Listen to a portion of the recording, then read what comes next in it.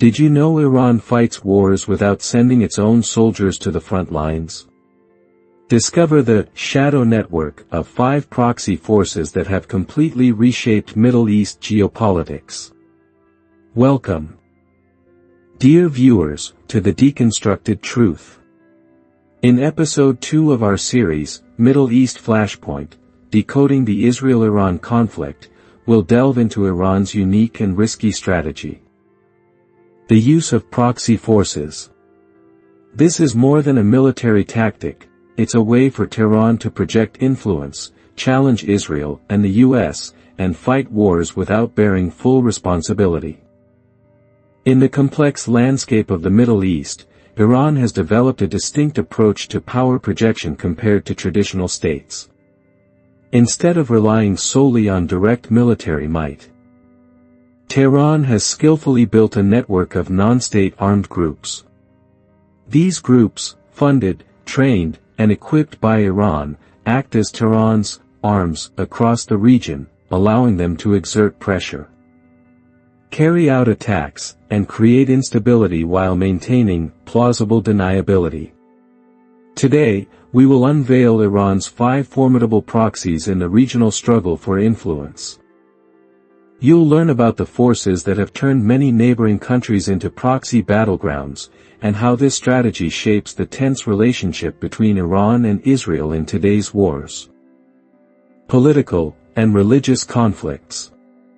Let's decode the secrets behind one of the Middle East's most potent power strategies. Strategy 1. Proxy warfare, Iran's invisible power. The first strategy and the foundation for all of Iran's regional activities is proxy warfare. This is a form of asymmetric conflict where a state, Iran, uses non-state armed groups, proxies, to pursue its strategic objectives without directly engaging in combat. The goal is to exert pressure, expand influence, and challenge adversaries like Israel and the United States, while maintaining plausible deniability. After the Iran-Iraq War, 1980 to 1988, Iran realized it was regionally isolated and needed a way to project its power without triggering large-scale direct confrontation. Using proxies offered several advantages. Plausible deniability. Iran can claim no direct responsibility for attacks or destabilizing actions carried out by these groups. Cost-effectiveness. Supporting proxies is often cheaper than maintaining and deploying conventional military forces abroad. Flexibility. These groups can operate in areas where conventional forces cannot or would prefer not to, and they can adapt quickly to local situations. Creation of new fronts. Iran can create multi-directional threats against its adversaries from various directions. For decades, Iran has skillfully built a complex network of armed groups and loyal socio-political organizations across the Middle East. This network, often referred to by Tehran as the axis of resistance, plays a critical role in shaping regional geopolitics. These organizations not only receive weapons and funding from Iran but also benefit from training, strategic advice, and intelligence support from Iran's Islamic Revolutionary Guard Corps, IRGC, and its elite Quds force. This strategy has allowed Iran to exert continuous pressure on Israel and US interests in the region, creating a ring of hostility around Israel. While these groups may have their own motivations and agendas, they remain an integral part of Iran's larger strategy. The success of this proxy strategy is a key reason why Iran has been able to maintain significant regional influence, despite economic sanctions and political isolation. This is a form of modern war that we frequently see in headlines, where the lines between overt and covert warfare are increasingly blurred, and religious and political factors are intricately intertwined. Strategy 2, Hezbollah, the Lebanese cornerstone of power. The first and perhaps most powerful of Iran's regional arms is Hezbollah. The Party of God, a formidable political, social, and military organization in Lebanon. Emerging in the 1980s with direct assistance from Iran's Islamic Revolutionary Guard Corps, IRGC, amidst the Lebanese Civil War and Israel's invasion, 1982. Hezbollah quickly evolved from a small militia into a formidable force with deep influence in Lebanese political and social life. Hezbollah is more than just a military group. It operates a complex network of schools, hospitals, charities, and social welfare services, providing essential support to a large segment of Lebanon's Shiite population, thereby solidifying its power base and legitimacy. Politically, it is one of the most influential parties within the Lebanese government, at times wielding veto power.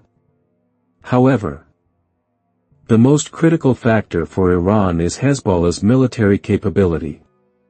The organization possesses a vast arsenal, estimated to be hundreds of thousands of missiles and rockets, including precision-guided munitions, PGMs, capable of striking deep within Israeli territory. Hezbollah receives hundreds of millions of dollars annually in funding, training, and equipment from Iran, transforming it into an advanced paramilitary force that often outmatches the conventional armies of many nations. 4. Iran, Hezbollah is a versatile strategic tool. Firstly, it serves as a forward defense line against Israel, creating a northern front that threatens Tel Aviv's security. Secondly, Hezbollah helps Iran extend its influence into the Mediterranean, a strategically vital region. Thirdly, Hezbollah acts as a deterrent against any potential Israeli or U.S. attack on Iran, threatening retaliatory missile strikes on Israel if Iran is attacked. For Israel, Hezbollah represents the most dangerous non-state security threat. The wars between Israel and Hezbollah, most notably the 2006 war, have demonstrated the group's fighting capability and resilience. Israel continuously monitors and seeks to degrade Hezbollah's capabilities, including carrying out airstrikes on suspected arms shipments in Syria before they reach Lebanon. The relationship between Iran and Hezbollah is a prime example of how Tehran uses proxy forces to extend its reach and exert pressure on adversaries without direct engagement, effectively making Lebanon a hostage in this broader confrontation. Strategy 3. Hamas and Palestinian Islamic Jihad, the flames from Gaza. The third strategy in Iran's proxy network involves Palestinian militant groups like Hamas and Palestinian Islamic Jihad, PIJ, operating primarily from the Gaza Strip. Although Hamas is a Sunni organization and has different origins than Iran's Shiite sect, both have found common ground in their opposition to Israel, making the Palestinian issue one of the hottest flashpoints in the regional confrontation. Iran has supported Hamas and PIJ by providing funding, weapons, rocket manufacturing technology, and military training. This aid is crucial for these groups to maintain their fighting capabilities and build their arsenals. The rockets and missiles that Hamas and PIJ use to attack Israel often originate from Iran, or are produced in Gaza with Iranian-supplied technology and materials. Through these forces, Iran can exert direct pressure on Israel from the south, forcing Tel Aviv to disperse its defensive resources. 4. Iran. Supporting Palestinian groups is not only a geopolitical matter but also an ideological pillar, allowing them to portray themselves as the defenders of the Palestinian resistance and a voice against Israeli occupation. This grants Iran legitimacy in the broader Islamic world, especially as other Arab nations have normalized relations with Israel. When conflict erupts in Gaza, Iran consistently voices support for Palestinian armed groups, condemning Israel and urging other Muslim nations to act. Israel views Hamas and PIJ as terrorist organizations, and Iran's funding of them is seen as destabilizing the region. The wars between Israel and Hamas, e.g., operations in Gaza, frequently become proxy wars between Israel and Iran, where Israel seeks to dismantle the military capabilities of these groups and undermine Iran's influence. While direct attacks between Iran and Israel may not be directly linked to Palestine, any escalation of Israel-Palestine tensions significantly increases the risk of an Iran-Israel conflict, proving that the religious and Palestinian issue remains a powerful trigger in the regional confrontation. Strategy 4. Shiite militias in Iraq and Syria, forging a corridor of influence. The fourth strategy in Iran's proxy network involves establishing and supporting a vast network of Shiite militias across Iraq and Syria. These groups emerged during the Iraq War and later the Syrian civil war, with financial, military, and advisory support from Iran's Islamic Revolutionary Guard Corps, IRGC, and its Quds Force. 4. Iran. These groups are crucial for forging a land corridor from Tehran, through Baghdad and Damascus, to Beirut, a strategic route allowing Iran to transport weapons, personnel, and other resources to its allies in Lebanon and Syria, including Hezbollah. In Iraq, groups like Asa-ib al-Haq, Kata-ib Hezbollah, unrelated to the Lebanese Hezbollah, and the Popular Mobilization Forces, PMF, played a significant role in the fight against ISIS. After ISIS's defeat, these groups maintained considerable power and political influence within the Iraqi government, often pressuring authorities to demand the withdrawal of U.S. troops from Iraq. They frequently conduct rocket and drone attacks on U.S. military bases in Iraq and Syria, which Washington attributes to Iranian backing. In Syria, Iran has sent thousands of military advisors and supported various local and foreign militias, including fighters from Afghanistan and Pakistan, to fight alongside President Bashar al-Assad's army. The objective is to sustain a pro-Iranian regime in Damascus and establish military bases near Israel's border, creating a second front to threaten Tel Aviv alongside Hezbollah. These bases also serve as transit points for Iran's weapons en route to Lebanon. Israel views the presence of these proxies in Iraq and Syria as a direct and growing threat. They are concerned that Iran is attempting to consolidate an encirclement around its northern border. In response, Israel has carried out hundreds of airstrikes on Iran-linked targets and Shiite militias in Syria over the years, aiming to destroy arms depots, command centers, and prevent Iran's transfer of advanced weaponry. This shadow war in Iraq and Syria is an indispensable part of Iran's strategy to expand regional power and is simultaneously one of the hottest flashpoints in its confrontation with Israel and the U.S. Strategy 5, the Houthis in Yemen, a new threat in the Red Sea. The fifth strategy, and a relatively new yet extremely concerning threat, is the Houthi movement in Yemen. Amidst the Yemeni civil war and the intervention by the Saudi-led coalition, Iran has intensified its support for the Houthis, transforming them from a local insurgent force into an actor capable of significantly impacting regional maritime security. Although Iran denies providing weapons to the Houthis, evidence from the United Nations and Western nations indicates that Tehran has transferred ballistic missile technology, cruise missiles, drones, and technical training. Iran's objective in supporting the Houthis is twofold.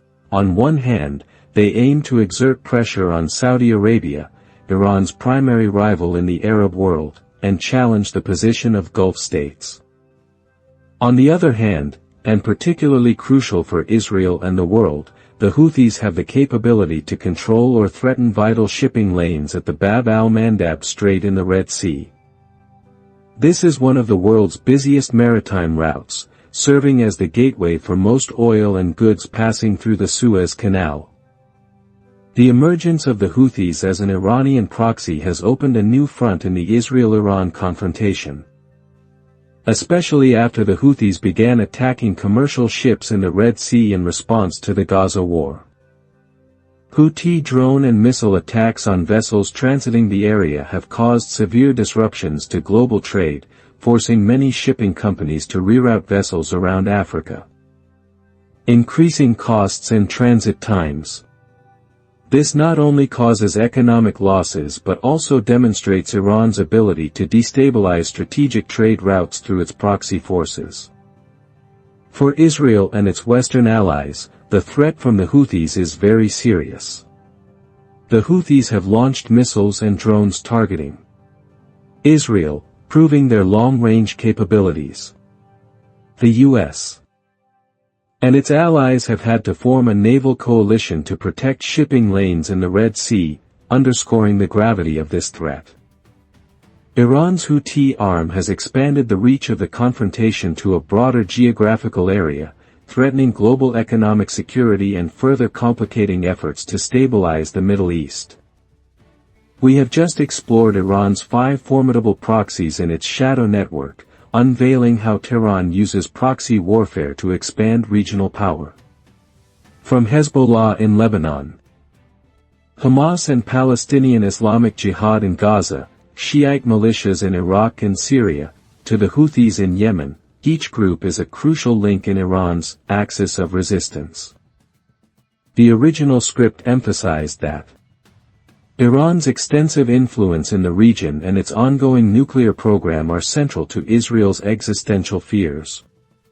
Clearly, Iran has built a complex and effective network of power, allowing it to exert pressure, deter, and expand influence without direct military engagement.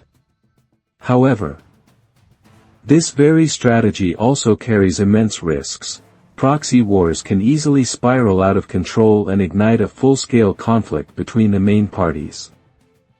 Understanding how Iran operates and uses these arms is key to grasping the full complexity of the Israel-Iran relationship and the geopolitical risks it poses to the world. So, after all you've heard, do you believe Iran's proxy warfare strategy is an effective way for them to counter isolation and expand power? Are you surprised by the extent of Iran's regional influence through these groups? And how do you think Israel and the U.S. should counter Iran's shadow network strategy to avoid an all-out war? Leave your thoughts in the comments section below. And if you'd like us to continue decoding geopolitical and prophetic mysteries, give this video a thumbs up and share it. This lets us know that we should continue unveiling hidden truths. If you found this content informative, don't forget to hit the like button, subscribe to the Deconstructed Truth, and turn on notifications so you don't miss our upcoming podcast episodes. Thank you for listening. We look forward to having you join us in episode 3 of our series, Middle East Flashpoint, Decoding the Israel-Iran Conflict, where we will explore Israel, the U.S., and Iran's nuclear race, covert and overt confrontations.